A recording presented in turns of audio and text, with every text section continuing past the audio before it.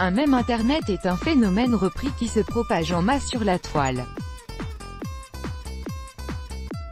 L'idée est déclinée sur le web à travers une image, un site internet, une vidéo ou un lien hypertexte. Généralement, le mème est envoyé par plusieurs personnes à travers les réseaux sociaux et les blogs entre autres. Malheureusement, Léon Mitchell, un survivant du cancer, a été victime de ce phénomène 2.0 et a été moqué à travers la planète.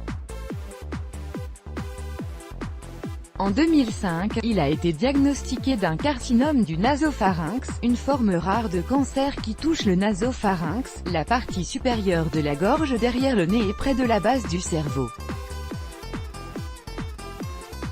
Léon, âgé de 31 ans, vit à Washington et a réussi à vaincre le cancer mais a dû se battre durant des années à cause des effets dévastateurs qu'il a eus sur son apparence physique. Les effets pervers d'Internet. Tout a commencé lorsqu'une photo de Léon montrant son visage et son cou ravagé a fait le tour de la toile accompagnée d'un commentaire cruel et moqueur qui est devenu viral.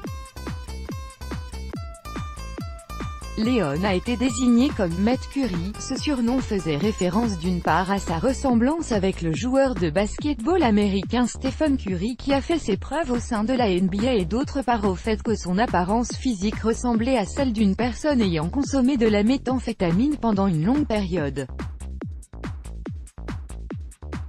La photo en question a été prise à son insu lorsqu'il était sous traitement de chimiothérapie. Le fait qu'elle ait été autant partagée sur de nombreux sites internet a attiré son attention et l'a profondément blessé ainsi que sa famille. Il s'est senti humilié et blessé et a alors décidé de riposter en envoyant à son tour une photo via l'application Instagram.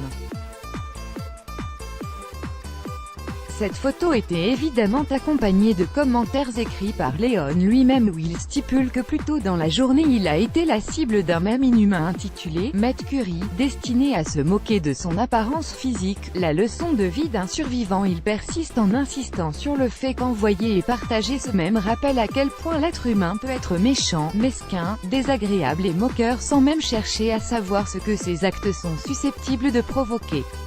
Léon est devenu une victime de ses détracteurs qui ont considéré son physique comme un sujet de moquerie sans même connaître les raisons de son état.